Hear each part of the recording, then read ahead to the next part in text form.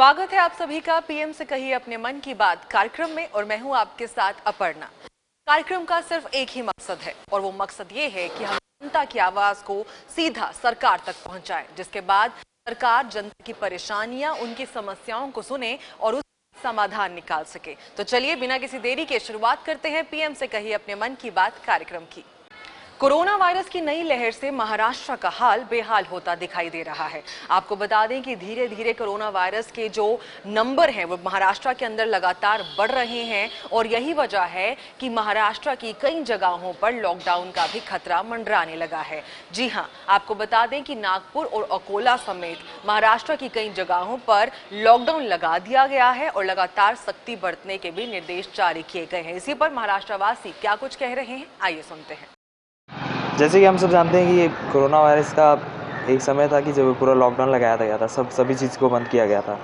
लेकिन इस टाइम पे ऐसा है कि कोरोना वायरस बढ़ते जा रहे हैं महाराष्ट्र शासन द्वारा। एंड कोविड-19 का ध्यान रखते हुए सभी सामाजिक व्यक्तियों को इसका फॉलो करना चाहिए कि मास्क, सैनिटाइजर साथ में लेके चलें एंड डिस्टेंस बनाए रखें।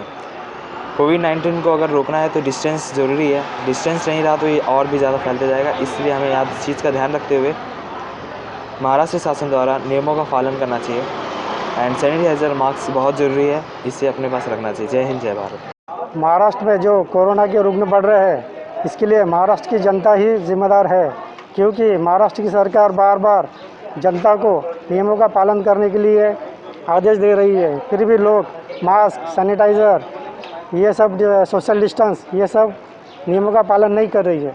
इसके लिए महाराष्ट्र की जनता ही कोरोना रुग्ण बढ़ाने की जिम्मेदार है। महाराष्ट्र कोरोना जो फैला है, सोशल डिस्टेंसिंग का भी पालन नहीं कर रहा है। सबसे गुजारिश है कि सब लोग मास्क लगाएं और सोशल डिस्टेंसिंग का पालन करें। कोविड-19 के बारे में मैं बस इतना ही कहना चाहूँगी कि सरकार ने जिस हिसाब से नियम बनाया है, पब्लिक उसको फॉलो नहीं कर रही है।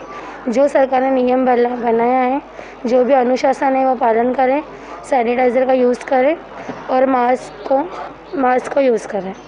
महाराष्ट्र में जैसे पिछले साल में हमको कोरोना की वजह से भारी नुकसान झेलना पड़ रहा है, कोरोना का अभी दूसरा लहर आ रहा है, तो उससे सावधानी बनाए रखिए, वरना पिछले साल से भी ज़्यादा हमको नुकसान हो सकता है। इससे भी भारी रोज़गार जा सकते हैं, बीमारियां का रेट बढ़ सकता है और भूखमरी भी हो सकती है। इससे भी ज़्यादा हमको सीवियरिटी झेलनी पड़ सकती है। इसलिए हम लोगों को भी ध्यान रखना चाहिए अपनी सेहत का, 2 गज की दूरी बनाए रखनी चाहिए, मास्क पहनना ज़रूरी है, सैनिटाइज़र का नियमित इस्तेमाल करें और भीड़ भाड़ वाली जगहों से दूर रहें जितना हो सके उतना।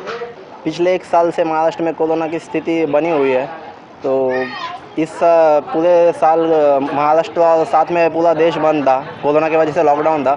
तो इस साल नई शुरुआत हुई है, पर फिर भी कोरोना नई स्ट्रेन लेके आया है, तो पेशेंट्स बढ़ रहे हैं। तो लोगों ने जो गवर्नमेंट ने गाइडलाइंस दी है उसका पालन करना चाहिए। रेगुलर बाहर जाते समय आउटडोर में मास्क यूज़ करना चाहिए, साथ ही साथ सैनिटाइज़र यूज़ करना चाहिए। इसके वजह से हम कोरोना से बच सकते हैं और साथ ही लॉकडाउन की स्थिति ऊपर उत्पन्न वापस नहीं हो सकती अगर हम गाइडलाइंस का पालन करें तो।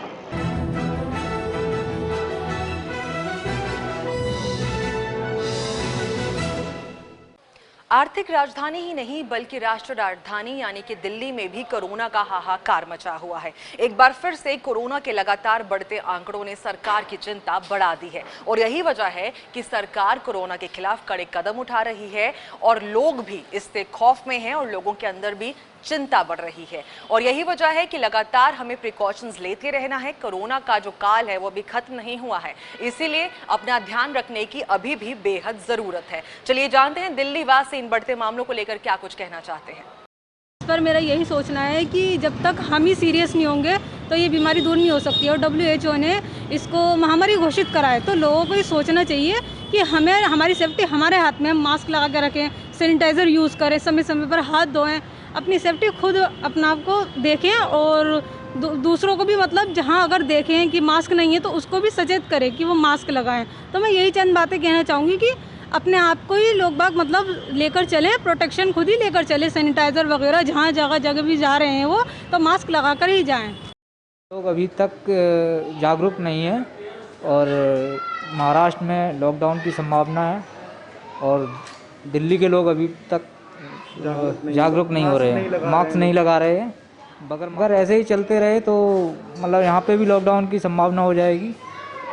और क्या कहना चाहते हैं दिल्ली वालों से? मैं तो यही कहना चाहता हूँ, जहाँ तक है अपने अपने मास्क लगाना चाहिए हर किसी को। इस बारे में मैं सोचता हूँ कि शायद हमारे शहरों में जो है ज़्यादातर लोग मास्क नहीं लगा रहे हैं इस वजह से कि उन्हें लग रहा है कि अब कोरोना नहीं रहा, लेकिन मेरे हिसाब से शायद कोरोना थोड़ा बहुत तो है अभी भी।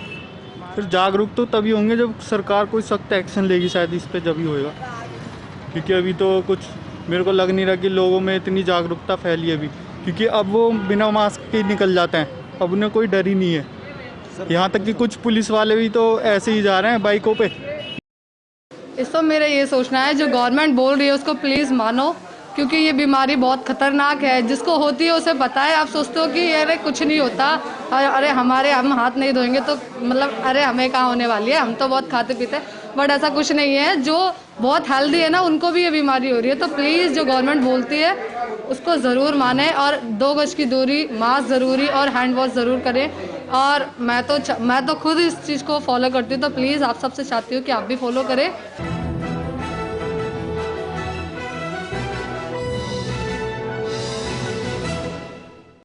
जहां एक तरफ कोरोना महामारी लगातार अपने पैर पसार रही है, वहीं दूसरी तरफ सरकार कोरोना से निपटने के लिए पूरी तरह से तैयार है। पंजाब सरकार ने कोरोना की वजह से डूबे हुए व्यापार को एक बार फिर से उबारने के लिए बजट में एक बड़ा ऐलान किया है। जी हां, आपको बता दें कि बजट के अंदर पंजाब सरकार ने ये ऐलान किया है कि जो दुकानें हैं वो 24 घंटे 7 दिन खुली रहेंगी, यानी कि दुकानों को 24 घंटे 7 दिन खुली रखने का इजाजत अब दे दी गई है। इसी पर पंजाब वासी क्या कुछ कह रहे हैं, क्या राय रखते हैं, वो जानना भी बेहद जरूरी है। मैं दसना चाਹੁੰਦਾ ਹਾਂ ਵੀ ਜਿਹੜਾ ਇਹ ਬਜਟ ਆਇਆ ਦੇਖਿਆ ਜਾਵੇ ਉਹ ਬਹੁਤ ਹੀ ਗਰੀਬ ਪਰਿਵਾਰਾਂ ਵਾਸਤੇ ਜਾਂ ਲੇਡੀਜ਼ ਵਾਸਤੇ ਬਹੁਤ ਵਧੀਆ ਬਜਟ ਆਇਆ, ਜਿਹਦੇ ਵਿੱਚ ਕਿ ਲੇਡੀਜ਼ ਨੂੰ ਜਿਵੇਂ ਇਹਨਾਂ ਨੇ ਸਹੂਲਤਾਂ ਦਿੱਤੀਆਂ ਨੇ, ਬੱਸ ਫ੍ਰੀ ਸੇਵਾ, ਜੋ ਬੁਢਾਪਾ ਪੈਨਸ਼ਨ ਹੈ ਜਾਂ ਵਿਧਵਾ ਪੈਨਸ਼ਨ ਉਹ 750 ਤੋਂ 1500, ਜੋ ਸ਼ਗਨ ਸਕੀਮ ਹੈ ਉਹ 51000। बहुत हद तक बजट जो मैं समझदा भी लोगों के प्रति अनुकूल है। पर मैं एक बेनती होर करना चाहुंदा सरकार नूं भी जो यह बजट आया, मैं ये चाहांगा कि यह बजट 1 अप्रैल तो ही जो ये इन्होंने शर्तां रखी 1 अप्रैल तो ही इनू लागू कर देना चाहिए है। ये ना होवे भी बजट आपां जुलाई दे विच जाके जां अगस्त दे विच जाके रखीए, उस तो बाद सरकार फिर नवें सिरे तो इलैक्शन आ रहे हैं भी आम लोगों वास्ते ये बजट एक नोटिफिकेशन ही ना रह जाए, लोगों को सहूलतां मिलन। अज दे इस विशेष प्रसारण विच जो पंजाब सरकार वालों मौजूदा बजट पेश किया गया आने वाले वित्ती साल संबंधी पंजाब सरकार का तह दिलों धन्नवाद करदा है। बहुत ही उम्मीदां भरिया, बहुत ही वधिया बजट साडे खजाना मंत्री साहब ने पेश किया है, जिस विच सारिਆਂ तो विशेष गल ये है कि बुढ़ापा पेंशन जो कि बजुर्गों की एक समस्या है, 750 रुपये महीना आउंदी सीगी पहलां, उन्होंने डबल करता 1500 रुपये करता। और ये भी विश्वास दवाया जी वधी हुई पेंशन है 1 अप्रैल 2021 तो बजुर्गों के खात्यां दे विच पैनी शुरू हो जूगी, वधी हुई ना कि पुराने के मुताबिक। तो इस तो इलावा बजट की जिहड़ी विशेषता है मेन औरतों के बहुत वधिया सहूलतां दित्ती है। औरतों नूं बसां दे विच किराया है जिहड़ा बिल्कुल माफ़ करता सरकारी बसां दे विच, ते स्टूडेंट्स लई भी बस पास फ्री करते हैं सरकारी बसां दे विच। स्टूडेंट्स नूं नहीं बहुत बसां दे उत्ते किरायां दा सामना करना पैंदा सीगा। ओवरऑल देखा जाए बजट दे विच किसी भी वर्ग के उत्ते सरकार वालों कोई वाधू बजट नहीं पाया गया। इस साल जो पंजाब सरकार का बजट पेश किया है उहदी शलाघा करदा है, क्योंकि साडे मानयोग मुख मंत्री जी, साडे मानयोग फाइनांस मंत्री श्री सरदार मनप्रीत सिंह बादल जी वालों हर वर्ग का ध्यान रख के, चाहे वह किसान करजे सी, मजदूरों के करजे सी, बेजमीनियां के करजे सी, उन्हां लई बजट च पैसे रखे माफ़ करने वास्ते। चाहे रिजर्वेशन की गल करिए, जो पिछले समय के दौरान नगर कौंसल दी चोणां हुईयां उन्हां दे विच 50% जो रिजर्वेशन महिलावां नूं दित्ती गई सी, जिहदे विच मेरी धर्मपत्नी रमनजीत कौर बल जो पिछले समय दौरान भी कांग्रेस काउंसलर सी ते ऐतकी भी दोबारा जित के नगर कौंसल दे विच गई है। तो मैं समझदा इस गल वास्ते मैं धन्नवाद करदा कैप्टन साहब का, पंजाब सरकार का और इस कांग्रेस सरकार का, जिन्हां ने महिलावां नूं 50% ਰਿਜ਼ਰਵੇਸ਼ਨ ਦੇ ਕੇ ਮਾਣ ਬਖਸ਼ਿਆ। ਸੋ ਐਤਕੀ ਵੀ ਇਸ ਬਜਟ ਦੇ ਵਿੱਚ ਵੀ ਉਹਨਾਂ ਨੇ ਜੋ ਬੁਢਾਪਾ ਪੈਨਸ਼ਨ 1500 ਰੁਪਏ ਕੀਤੀ, ਮਹਿਲਾਵਾਂ ਵਾਸਤੇ ਬੱਸ ਸਫ਼ਰ ਫ੍ਰੀ ਕੀਤਾ, ਜਿੱਥੇ ਯੂਥ ਦਾ ਧਿਆਨ ਰੱਖਿਆ ਗਿਆ, ਸਟੂਡੈਂਟਸ ਦਾ ਧਿਆਨ ਰੱਖਿਆ, ਉਹਦੇ ਲਈ ਇਹਨਾਂ ਵਾਸਤੇ ਵੀ ਇਹਨਾਂ ਨੇ ਬੱਸ ਸਫ਼ਰ ਫ੍ਰੀ ਕੀਤਾ ਤਾਂ ਕਿ ਬੱਚਿਆਂ ਨੂੰ ਜਿਹੜੀ ਆਉਣ ਜਾਣ 'ਚ ਕੋਈ ਦਿੱਕਤ ਨਾ ਹੋਵੇ, ਪੜ੍ਹਾਈ ਵਾਸਤੇ ਜਾਣ। ਸੋ ਇਹ ਜਿਹੜਾ ਬਜਟ ਹੈ ਬਹੁਤ ਸ਼ਲਾਘਾਯੋਗ ਬਜਟ ਹੈ। पंजाब सरकार का जो बजट आया है उस दे बारे जो अज पब्लिक नूं दसना चाहना कि जिहड़ा ये बजट है ये एक शोशेबाजियां ने ये कोई भी बजट दे विच जे पंजाब सरकार ने कोई बजट अगर करना ही सीगा तो ये 2 साल पहला क्यों नहीं किया। सरकार दे हुण लास्ट साह मुक्कण वाले ने तां इन्हां ने हुण ये बजट जिहड़ा पेश किया है मैं समझदा भी ये सारा एक ड्रामेबाजी है, क्योंकि कैप्टन साहब नूं कोई ये गल तां सुझदी नहीं हैगी भी पंजाब बारे कोई सोचते हैं। जो सोचना चाहिए सी उन्होंने ये 2 साल पहला करना चाहिए सीगा। जिवें कोई बुढ़ापा पेंशन सी बजुर्गों को, जिवें लॉकडाउन हो गया सीगा उस टाइम जरूर इन्होंने 1500 रुपये पेंशन सी जी कर देनी चाहिए सी।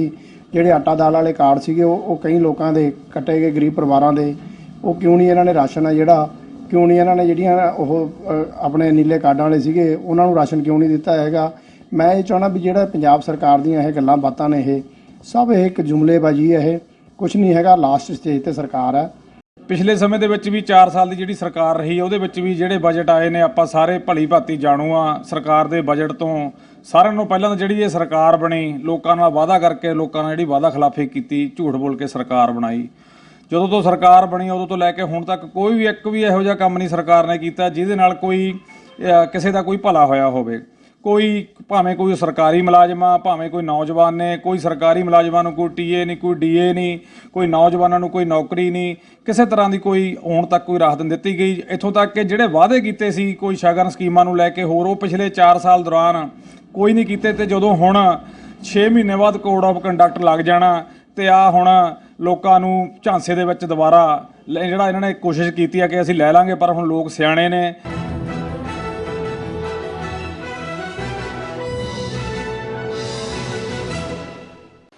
हरियाणा सरकार ने शुक्रवार को वित्त वर्ष 2021-22 के लिए 1.55 लाख करोड़ रुपए का बजट पेश किया है। आपको बता दें कि इस बजट के अंदर स्वास्थ्य, कृषि और बुनियादी ढांचा क्षेत्र पर विशेष तौर पर जोर दिया गया। मुख्यमंत्री मनोहर लाल खट्टर ने राज्य विधानसभा में अपना दूसरा बजट पेश किया। अब इसी के चलते प्रदेशवासी इस बजट को लेकर क्या राय रखते हैं, क्या कहना चाहते हैं, आइए जानते हैं। सर, इनको थोड़ा सा देखना चाहिए कि आजकल महंगाई जितनी बढ़ रही है, बहुत ज़्यादा बढ़ रही है, इसमें तेल जो इतना बढ़ रहा है, ट्रांसपोर्टेशन है, इनको जो अपना युवा लोग हैं इनकी रोज़गार के लिए सोचना चाहिए। तो इन सब चीज़ों को सोच के महंगाई बहुत ज़्यादा बढ़ रही है। इसके लिए ना तो कोई रोज़गार की व्यवस्था हो रही है लोगों के लिए, ना कुछ हो रही है। डीजल पेट्रोल इतने महंगे हो रहे हैं। हाँ, पढ़ाई है, शिक्षा है, इनकी ओर भी ध्यान देना चाहिए।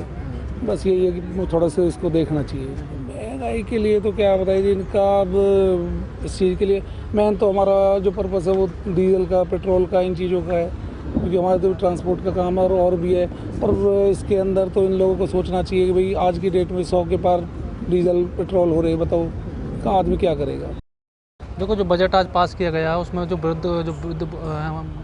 बड़े बुजुर्ग हैं उनके लिए बढ़िया सौगात है। जो 2250 पेंशन थी वो 2500 रुपये कर दी गई है। स्टेडियम बनाने की बात की गई है।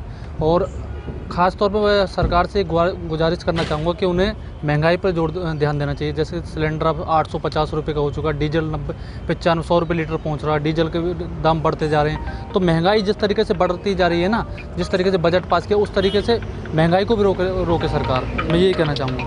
ऐसे तो बात ना बनेगी जी, कतई भी। तेल देख लो आप, इतनी महंगाई चल रही है। हम पे तो यही कि समझ में आ रही क्या हो रहा क्या नहीं हो रहा। गरीब आदमी कैसे पूर्ति के रहे हो। एक छोटी मोटी मोटरसाइकिल ले रहा है कि बाकी पूर्ति नहीं हो रही। तेल का तेल लगातार बढ़ता जा रहा है। हाँ जी, तेल महंगाई यूँ लगा लो, हमारा टॉट पकड़ जा रही है अब तो। बजट इस टाइप से होना चाहिए। पेट्रोल डीजल के दाम बहुत ज़्यादा एक्सेस हो रहे हैं। जो गरीब तबका है, सब मिडिल क्लास बिल्कुल उसमें फंसा हुआ है। मेन ये है कि एजुकेशन, अब भर्तियाँ निकाली हैं, भर्तियाँ कैंसिल कर दी, उसमें कितने बेरोज़गार हैं। अब पीटीआई हैं, ड्राइंग टीचर हैं, उनके लिए सोचना चाहिए सरकार को। भाई घर तो बर्बाद हुए हैं, 220 दिन से टीचर बैठे हैं कि भाई उनका घर उजड़ गया है, कुछ शहीद भी हो गए हैं उनमें। तो सरकार को सोचना चाहिए। बेरोज़गारी बहुत ज़्यादा एक बड़े लेवल पे बढ़ गई है। लॉकडाउन में कोरोना ने इतनी मार दे दी है, हर चीज़ महंगी हो गई है, सर्वाइव करना बहुत ज़्यादा मुश्किल हो गया है। बजट में कोई ऐसा वो नहीं है, बजट वो होना चाहिए कि सबका वो होना चाहिए कि सबका सपोर्ट मिले, तो सबका ही उसमें भला हो। चीज़ें दाल देख लीजिए आप, और भी कुछ सामान है, तेल है, सब चीज़ें महंगी हैं, मिलावट इतनी हो रही है, उसके बारे में फोकस करना चाहिए। मेवात में देखिए कितना पनीर केमिकल से बन रहा है, वो देखिए कितने हेल्थ के लिए कितना हार्मफुल है।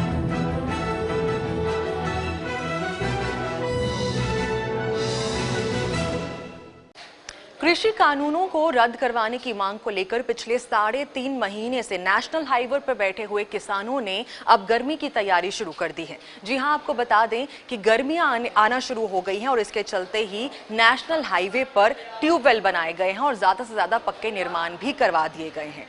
किसान नेताओं का कहना है कि नेशनल हाईवे पर प्लॉट बनाए जाएंगे और ज्यादा से ज्यादा पक्का निर्माण करवाया जाएगा और इसके साथ साथ मोहल्ले और कॉलोनियों को भी बसाया जाएगा। इस पर आम जनता और किसान नेता क्या कह रहे हैं, आइए वो सुनते हैं। मैं ये कहना चाहता हूँ कि किसान और सरकार को एक बार फिर से अब बैठना होगा और बैठ के बातचीत करें और बीच का समाधान निकालें, क्योंकि प्रदर्शन से आम पब्लिक भी परेशान हो रही है और कहीं ना कहीं किसान भी परेशान हो रहे हैं। ऐसे में बेहतर ये होगा कि एक बार फिर से बातचीत की जाए। अभी सरकार जो है 4 साल बाकी है, 2024 में इलेक्शन है, तो इसका मतलब ये थोड़ी ना कि 4 साल तक किसान बैठे रहेंगे।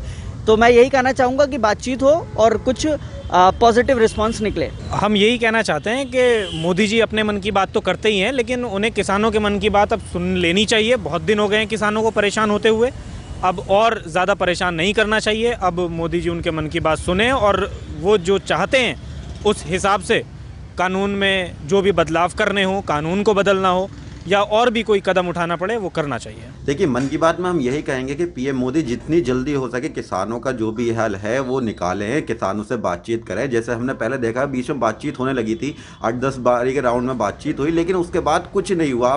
किसानों का मुद्दा एक तरह से दबता जा रहा है और दूसरी तरफ जो बीजेपी है या फिर मोदी जी हैं वो गुजरात इलेक्शन, वो बंगाल इलेक्शन में बिजी हो गए हैं।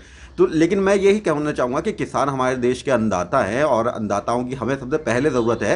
हमें अन्नदाताओं की बातें सुननी चाहिए और जो भी हल हो उसका, चाहे किसानों से मिलकर बिल वापसी हो या बिल में अध्यादेश लाकर या जो भी हो, वो जल्द से जल्द पूरा करें और इन किसानों का सारा मसला सुलझा दें, ताकि हम सब एक दूसरे से मिलकर शांति के साथ अच्छे से फिर से रहने लगें। ये किसान आंदोलन जो है, ये किसानों की मांगे जो हैं वो जायज़ हैं।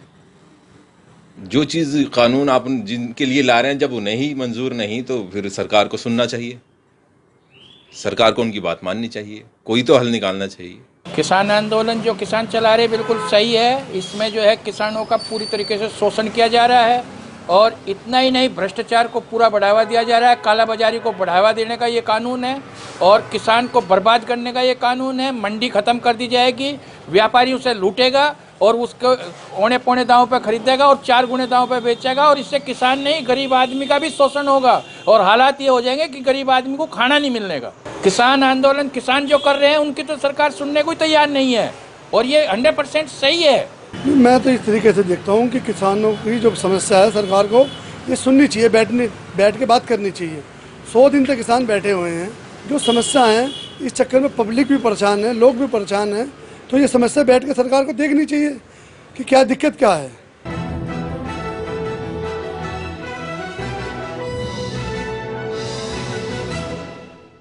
अतिक्रमण को लेकर अब योगी सरकार काफी गंभीर है और यही वजह है कि सरकार ने सड़क किनारे बने सभी धार्मिक स्थलों को जल्द से जल्द हटाए जाने के सख्त निर्देश जारी किए हैं। आपको बता दें कि गृह विभाग ने सभी मंडलायुक्तों और जिलाधिकारियों को सड़क किनारे बनाए गए धार्मिक स्थलों को जल्द से जल्द हटाए जाने के निर्देश दिए हैं और इसी के चलते सभी जिलाधिकारियों से 14 मार्च तक इसकी जो रिपोर्ट है उसको तलब करने के लिए कहा गया है। अब इस पूरे मामले में उत्तर प्रदेश के वासी क्या कह रहे हैं, जनता क्या राय रखती है, वो जान लेते हैं। इस सरकार का उत्तम फैसला है, क्योंकि सड़क के किनारे मंदिर मस्जिद होने की वजह से कई बार एक्सीडेंट होते हैं और बहुत सारी घटनाएं आती है। जैसे कि लोग बताते हैं कि वहाँ पर जैसे जो नीचे होते हैं सड़क के किनारे या पास में बहुत ज़्यादा वो सब होते हैं, गांजा बाजा भी पिया जाता है वहाँ, बहुत बार ऐसा सुनने में आया है। तो ये सरकार की अच्छी फैसला है। जी ये बिल्कुल सरकार के खिलाफ, मतलब सरकार बिल्कुल सही कर रही है, क्योंकि इससे जैसे हम लोग मान लो मंदिर हो या मस्जिद हो, अगर कोई भी सड़क के किनारे अगर बने हैं तो उससे एक्सीडेंट भी हो सकता है आदमियों का। मतलब एक हिसाब से सही सरकार जो निर्णय की है बिल्कुल सही की है।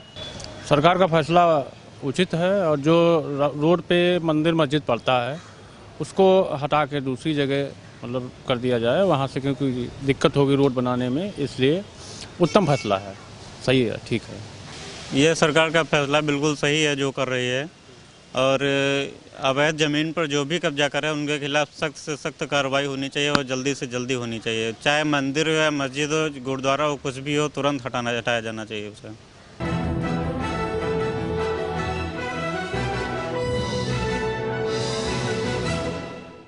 उत्तराखंड में अगले साल होने वाले विधानसभा चुनावों को देखते हुए बीजेपी ने सत्ता और संगठन दोनों के नेतृत्व में परिवर्तन करने का फैसला लिया है। आपको बता दें कि मुख्यमंत्री पद में बदलाव के बाद बीजेपी ने प्रदेश नेतृत्व में भी बदलाव किए हैं। इसी के चलते अब उत्तराखंड की जनता इस बारे में क्या कहती है, क्या राय रखती है, आइए आपको सुनाते हैं। भविष्य की गणित बताएगी कि यह सरकार आगे कैसी चलती है। वैसे जो किसानों का जो मुद्दा है उसे लेकर जनता में रोष है, उसे शांत करना सरकार का काम है। अगर नहीं शांत हुआ तो परिणाम दुष्परिणाम भी हो सकते हैं। देखा जाए तो त्रिवेंद्र सिंह रावत से तो बहुत हमें खुशी हुई त्रिवेंद्र सिंह रावत को हटाया, क्योंकि वो इतना कोई खास काम नहीं कर पाए थे। जो हमारी सड़क है रुड़की की वो भी बिल्कुल ख़राब पड़ी, सबको बनवाने के लिए कोई ध्यान नहीं दिया। इनसे उम्मीद है नए मुख्यमंत्री से कि ये कुछ करके देंगे हमारे लिए, वरना कांग्रेस सरकार आ सकती है अगले चुनाव। उम्मीद तो बहुत ज़्यादा है, क्योंकि वो पहला तो सुस्त आदमी था बहुत ही, और इनके बारे में अच्छा सुनने को मिल रहा है। प्रदेश अध्यक्ष भी रहे हैं ये, और संगठन के आदमी रहे हैं, और कार्यशैली भी इनकी सबको साथ लेकर चलेंगे। उनमें अहंकार ही बहुत था, अहंकार के कारण ही उनकी मट्टी प्लेट हुई। जो पहले वाले मुख्यमंत्री थे उन्होंने 4 सालों में कोई कार्य हरिद्वार जिले में नहीं किया, और उत्तराखंड में भी ऊपर भी कोई कार्य नहीं हुआ। और श्रीमान जी जो हरिद्वार की स्थिति है, कोई भी रोड ऐसा नहीं है जिसका निर्माण इन 4 वर्षों में हुआ हो स्टेट गवर्नमेंट के द्वारा। और जो अब तीरथ सिंह जी रावत जी जो आए हैं नए सीएम, उनसे उम्मीदें हैं, क्योंकि वो काम करने वाले हैं, और हम उम्मीद है कि वो काम अच्छा करेंगे, क्योंकि बीजेपी के पास केवल 1 वर्ष बचा है, बाकी समय नहीं है। उम्मीद तो मेरे को कुछ ज़्यादा नहीं है, और जो पहले मुख्यमंत्री बने थे इतना टाइम उन्होंने काम किया, जो काम किया वो कहते हैं, हमें तो कोई काम दिखता नहीं करा हुआ। और नए मुख्यमंत्री जो आए हैं वो तो पुरानी चीज़ों को समेटने में ही लग जाएंगे, कि सेवा तो जनता की मुझे तो नहीं लगता वो कर पाएंगे। जब उसके बाद फिर इलेक्शन आके अपना मुख्यमंत्री कार्यकाल उनका समाप्त हो जाएगा। उम्मीद कुछ ही नहीं है भाजपा सरकार से अब कि कहीं भी प्रगति होगी। ये नुकसान ही है जनता का कि कभी एक मुख्यमंत्री फिर दूसरा फिर तीसरा यही करते रह जाएंगे, और अपना सारा कार्यकाल ऐसे निकल जाएगा, जनता वहीं की वहीं खड़ी रहेगी, कोई मदद जनता की नहीं करने वाली है। हमारे मुख्यमंत्री त्रिवेंद्र सिंह रावत जी के कार्यकाल में उत्तराखंड में जो विकास हुआ है उसका और तेज़ गति देने का कार्य हमारे नए मुख्यमंत्री तीरथ सिंह रावत जी करेंगे। हम आशा करते हैं कि उनके नेतृत्व में उत्तराखंड विकास की ओर आगे बढ़ेगा। चैनल के माध्यम से ये कहना चाहूँगा कि मुख्यमंत्री बदला नहीं गया है, ये अपनी नाकामियों को छुपाने के लिए, और 4 वर्षों में जो जनता का शोषण हुआ है और जो जनता का बुरी तरीके से शोषण हुआ, जैसे कि गैस पे बढ़ती हुई कीमतें और जी छात्र वगैरह जो है बेरोजगार बनने, उन नाकामियों को छुपाया गया है।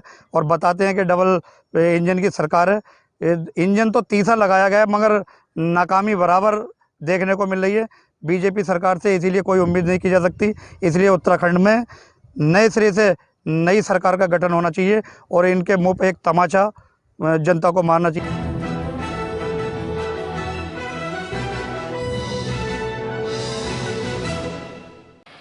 तो इसी के साथ आज के इस एपिसोड में फिलहाल के लिए बस इतना ही। अगले हफ्ते कुछ नए मुद्दों को लेकर आपके सामने होंगे हाजिर। अगर आप भी चाहें तो हमारे इस कार्यक्रम का हिस्सा बन सकते हैं। आप अपना एक छोटा सा वीडियो रिकॉर्ड कर स्क्रीन पर नीचे दिए गए हमारे ईमेल आईडी, हमारे फेसबुक पेज और हमारे इंस्टाग्राम हैंडल पर हमारे साथ शेयर कर सकते हैं। हम पूरी कोशिश करेंगे कि आपके इस वीडियो को इस कार्यक्रम में शामिल किया जाए ताकि आपकी आवाज सीधा सरकार तक पहुंच पाए।